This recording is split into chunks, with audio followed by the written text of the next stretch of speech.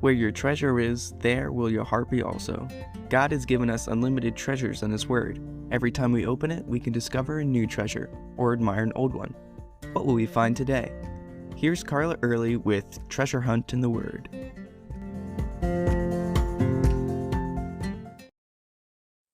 Have you noticed how much I like Hezekiah? Several passages give us some great treasures from his life. He was one of Judah's best kings. He did so much to lead his people to follow the Lord. Yet, he wasn't perfect. A good illustration of this is today's passage in 1 Kings 20 and 2 Chronicles 32. Hezekiah had been sick, so sick that he was about to die. When Isaiah told him to set his house in order and be ready for death, Hezekiah prayed, and God blessed him with 15 more years. Not only did the Lord cure him, but He gave him a sign of His promise by making a shadow move 10 degrees backwards. Soon after this, the son of the king of Babylon, who had heard Hezekiah had been sick and miraculously cured, sent ambassadors to Judah with letters and a present. 2 Chronicles 32:31 says that they were sent to inquire about the wonder that was done in the land. Now that was the perfect time for Hezekiah to be a witness to all God had done, not only in his own life by healing him, but about the Lord's intervention when Assyria came to attack and the revival He brought to the country. Hezekiah could have honestly boasted of God's faithfulness and goodness to them, the real wealth of Judah.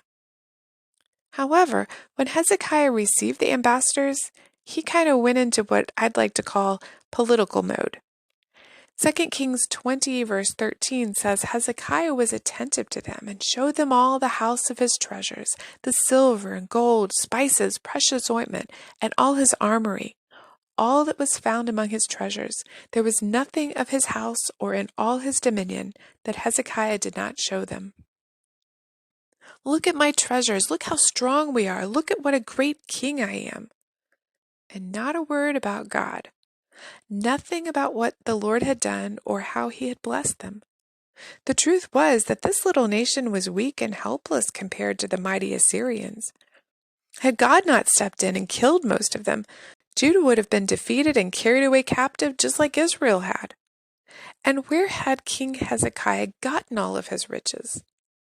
2 Chronicles 32 said that God had guided them on every side and exalted Hezekiah and Judah in the eyes of all the other nations, so that they had brought gifts to the Lord at Jerusalem and presents to the king.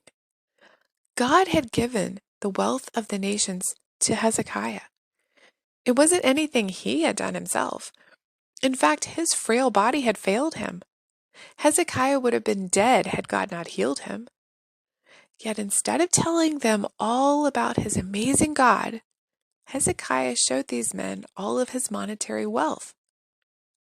Don't we do that too? In conversations, we talk about ourselves, our achievements, or even brag on our kids, our spouse, or other people, rather than bragging on God. Yet, as Paul reminds us, God forbid that I should boast except in the cross of our Lord Jesus Christ.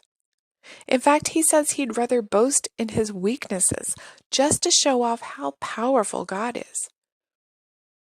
Now, how do you think the ambassadors that came to Hezekiah would have responded to that rendition of the story, the one that glorified God?